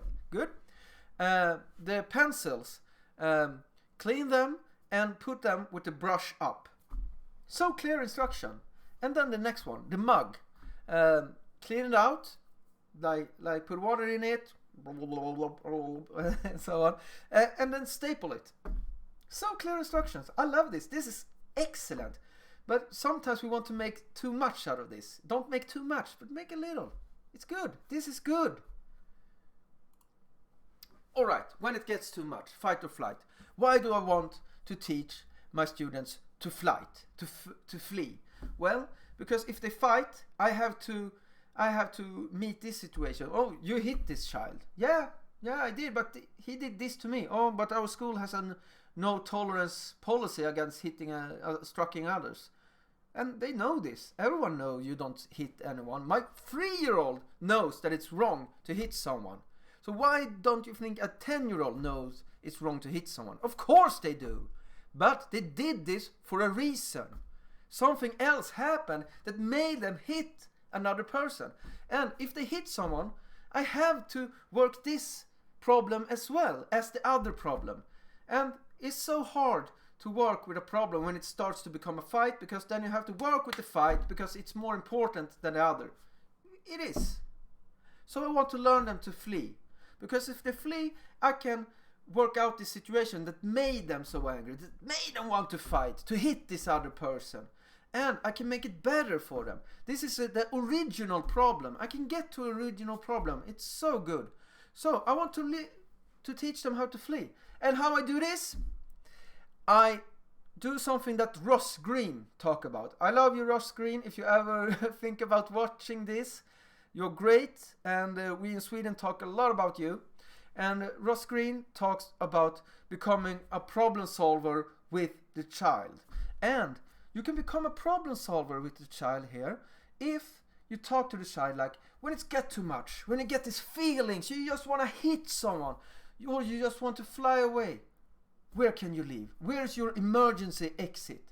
And then you should find a place, a safe place with the child, like comfy, like a sofa, like not a lot of people around, like run here, flee here, like that little nice sofa I have over here. Flee there, sit there, relax, let the emotion slip out of you. Take it easy. And then you ask, when should I come and get you? When you run through your emergency exit, when should I come? 10 minutes? If I'm not here in school, maybe I'm sick, I take care of my child, who can come then? Can someone else get you? Or do you want to come back on your own? This is problem solving with the child. And sometimes you have to problem solve with the parents as well. Why not? I don't know all the best ways around these children. I need help as well. I don't know everything. So I will come back to that with an example of that as well. I skipped this. Sorry. Act as an interpreter. And that means explain to others the perspective. But also explain to others the perspective of the child. Often we are very good, like my assistant was very good at explaining for me how others react. They get angry at you when you do this. You did this and that happened. But we are quite bad at explaining how do others, why do this child react the way it does. And often when I get in affect and I get really angry and I see someone, I'll say, "Oh, why are you doing this?" And I just yell at them. And they get like, "Oh, what are you doing? Are you crazy?" And then someone can act as an interpreter. So you can tell, like, "Oh, this child, Alex, he got mad because you stepped on this line. You see this line in the sand?" Now I'm playing in the playground on some sand. And you explain like, you stepped on this road. It was his most important road. And you see how I'm really emphasizing this feeling, like I'm really interesting as well, and trying to explain. And then the child member, "Oh, but you don't have to yell at me." No, but he got so upset. He couldn't help himself. Like, help to explain to the other part as well, not only to the child. It's really important. To respond, take time. You have to take time. You can't solve something in like 5 minutes and think like, "Yeah, I have 5 minutes now I can listen to what's your problem." Never gonna work. Listen. Don't tell them what is right. Listen and mirror what they are saying. If they are saying, "Simon hit me," then you're not gonna say, "Well, I saw that you hit Simon as well." No. You're destroying your relationship by doing that. Just mirror it. Just say, the child says, Simon hit me. Oh, did Simon hit you? Why? Try to understand question. Well, he hit me. He was cutting in line and then he hit me. So he was cutting in line at first and then he hit you? Out of the blue, just like that? That's not good. You can't hit you. No, he can't hit me. Why did you think he hit you? Like, start to solve this problem. Well, I don't know. He just did. Well, they often say, but sometimes when they get down from the emotions, they start to say like, well, I shoved him a little. Oh, okay, so you shoved him a little when he was forcing himself into the line. Yeah, and then he hit me, and then he hit you. Do you think maybe he felt like you hit him when you shoved him? You know, this is how you learned it. Even though I have watched the whole situation, I need to get down to the child's level and talk to he or she about it and start to make him understand the other perspective that I saw. Because his perspective is right. You're always right from your own perspective, but you have to see Simon's perspective as well. Really important. Verbatim communication. And I don't know what verbatim means. I went from ordagrann, which means specific communication. That everything needs to be very specific. And basically, I put a thief picture here because I wanted to tell you about, like, when the thief, I played a game with my children at the school. And at this game, we played like...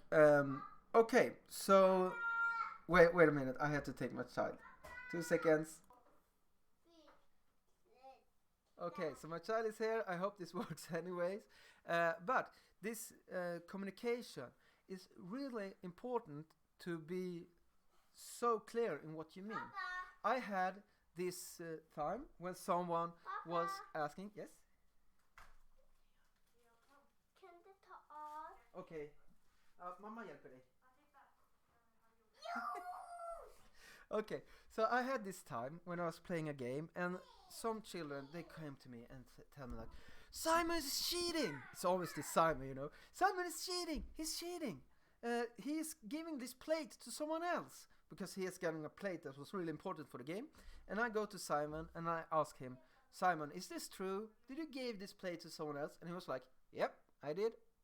Like, really proud of it. And I was like, Simon, that's cheating. You can't do that. You're destroying the game. And he was like, you never said that I couldn't do it. And then I started to think like, didn't I say it? And I asked the other students, wait a minute, did I say that you can't give this plate to someone else? And they was like, no, you didn't say it. Many people, they are honest. Kids are honest. They say this. No, you didn't do it. But it is like this. This is the rules, someone said. And I was like, yeah, fine. But then, I'm really sorry, Simon. Simon, sorry. My fault. I haven't explained this. I haven't said this. So, really, Simon was smart.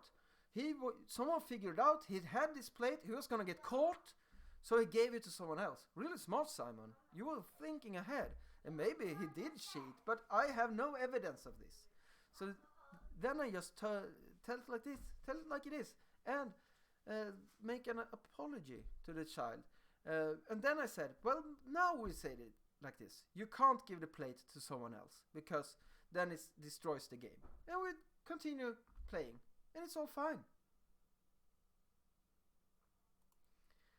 Secure for impulses. Okay, I'm going to show you a picture of my physical education classroom. And I want you to think about where can a child want to go where it can get a lot of, it gets impulses. Oh, this looks fun. So look at this picture.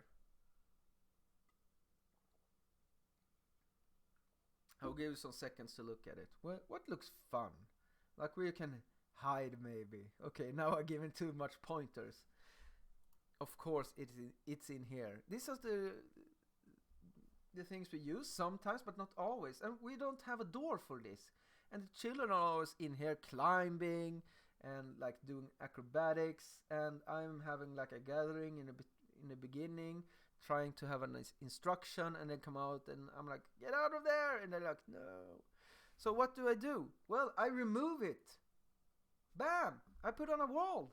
No, they can't go in. And they don't get this impulse. It's really good. But this costs money. There are other things we can do that don't cost money, like this one. What is the problem here, you think? Here you can see some of them are getting ready. Right here. They're getting ready for the lesson. And some of them are climbing this mat. And it's really fun because you can try to get up on it. It's not like climbing the other monkey bars. Because that's really fun when you have a mattress in front. So what do? I remove it. Remove the problem. Now it's not a problem. They don't get the impulse and they don't get the problem. And it's the same way when I want to handle my addiction for candy. How do I handle it? Well, I think, when do I shop for candy? Okay, for the most time I shop on the way home. How can I do to stop my impulse from coming? To just make it not possible? Well, I leave my credit card at home. I leave my whole wallet at home. I don't need it. I don't need it right now. I don't need it on the way home. So, no wallet, no money. No money, no chocolate. So when I think about it like this, oh, I need to go and buy chocolate. No, Alex, you can't. Because you have no money. And I'm too afraid to ask a colleague, like, could you give me some money? That's weird in Sweden. We don't do that. So I don't buy chocolate. And now I have spent 1 month not eating candy. And it's great because I'm starting to lose weight. And that's why I'm so happy also. But the mat, I put it, the mattress, I put it inside. You see the doors, the shut doors. I put it on the other side. And it's no problem. I removed the problem. For as long as I can remember, I have worked on this school for over 5 years. And every lesson, we have told some children, get down from the mat, get down from the mat. Every gathering, every instruction. And it's horrific. So now we just remove the problem. Which leader would I have needed? Someone who's predictable. Like your actions are predictable. You're clear when you speak. Consistent. Like if I drop my phone, bop, it drops on the floor. That's consistent. It always will do so. The consequences. I want to give real consequences. Like if someone can't sit still, well, you have to go outside for a little bit while we have this instruction. Then I can have an instruction with you if you couldn't sit still. It is for everyone. Everyone's best to do that. But forgiving. So when this child needs to go outside because it was too much, then I'm there forgiving and I'm asking like, was it too much noise? Was it hard to sit still? And they're always like, yeah, it was really annoying. I couldn't handle it. So I decided to go outside instead because I tell them that's an option. If it's too much for you inside now, just go outside and wait. You can do this. You don't have to poke your classmates. And those who are trying it, they're really helped about it. And I never give them like double bestraffning it's called. I never yell at them because they do something good. That's good. So I tell them when they need, and even when I remind them they need to go out, I just remind them about it. And then I am forgiving and empathic when they come back. I tell them there's no worries. It is like that sometimes. I tell them I'm the same. I can't sit still for too long. It's hard. All children need to succeed. Either if it's in physical education, physically, in a math problem, something, they all need to succeed. Because if children don't find a way to succeed, they will find a way to fail on purpose. And they will do bad things that you don't like because it will give them the gratitude, I almost said, but the confirmation about something bad. Like that negative I said in the beginning. Think about this. This is important. Change takes time. You can't go from like having a big problem and then it's just gone. Change takes time. So you have to allow, when you have it's on rehab, you will fall back sometimes. Like when I have my problem with eating candy and such and chocolate, I will fall back. And I must accept my failures. But thinking I will do better next time. And it's the same with the children. If you have a child that it's always like hitting on classmates or yelling in the classroom. And then one a week, they ran away instead, to that specific place you talked about. Excellent! Mark this for this child. Tell it, you did good, you did great. Well, I hit the other 4 days in the week. I did something back. Yeah, but this one time, you did something great. And then it will become 2 times, 3 times, 4 times. Then you will have a problem once a week. Then you will have a problem once a month. Then you won't have a problem. That's how it works. Change takes time. Let it take time. Do something. Something becomes more than just thoughts like should, could, would. No, it says should, could, should. We can evaluate something.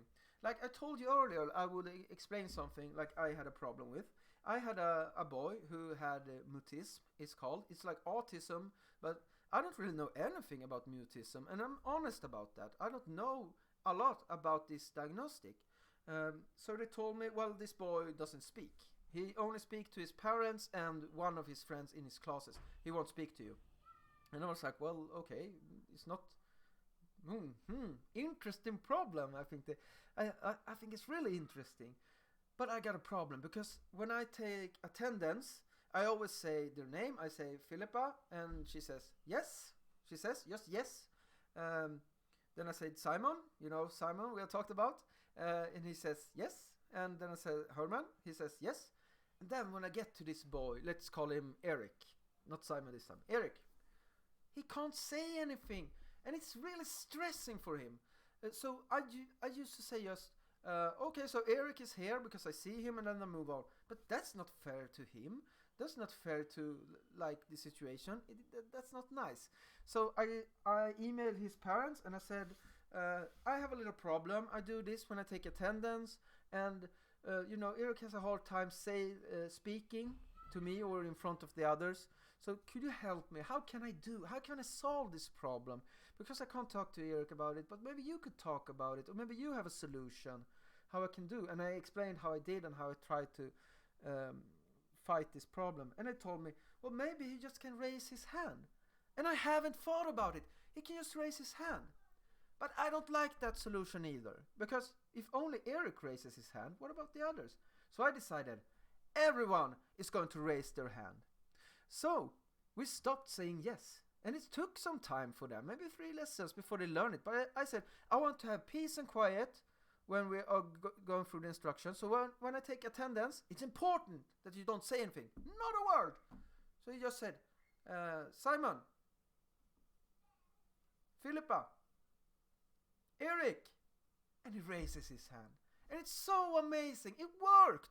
And I see a much happier child on my lessons. And he is with me, and he's talked to a lot of more. He has never spoken a word to me still. Not since. But he's showing appreciation, and I'm still going to him every time he's doing something great, and he's with us, and he's playing, and I'll say, Eric, great job. I saw how you run there. You're really good at that. And I hear from his parents that he comes home and tells about the things I said that he's good at. So it makes me really happy. I don't get this confirmation from him, but I get it from his parents. And we have to work together, all of us, for the child's sake. Here's a good example. It says in Sweden, you probably can see the image. Oh, it's something wrong with the spike. Is it called spike? This one you're putting in the wall. The one you're putting in, not the one you are, the saw. He says, it's something wrong with it. It won't get in, the board. But the real problem here, he's using a saw when he needs a hammer. But this is, when we get our stressed focus, we need to step back. Often I find myself here. It's something wrong with this one. Okay, this was all I had to say. Very interesting talking English. I don't use it often, as you may notice. I hope you have understand what I was talking about. This book I have written in Swedish is from me, Pojke med extra allt, the boy with it all, or the boy with extra everything. How teachers can meet ADHD and autism, and I write about my school going and about how I am as a teacher and the good things about maybe being a teacher with autism is that I can see this. This that others sees as weakness, I just see as different, and that's important to know. At the end now, I would be really glad if you could talk to me, maybe here in the comments, write something. What did you like about this lecture? What didn't you like? Is this something I should change? Is this something I should mention that you find very important? I would be very happy to hear about it, and I promise you I will answer to every comment you write. And on Twitter, my name is Ale Skytte, as it says right here. Get in touch with me. I love to talk about this. This is my special interest. I have a special interest there's in both in teaching and in children's needs, like those who have ADHD and autism. I'm really interested if you want to share some information with me as well. So big thank you who have spent these 2 hours with me here. I hope you enjoyed it. I hope you learned something, and I hope you got to see the world through my eyes and how it can differ from someone who's neurotypic. So thank you for watching and have a great day.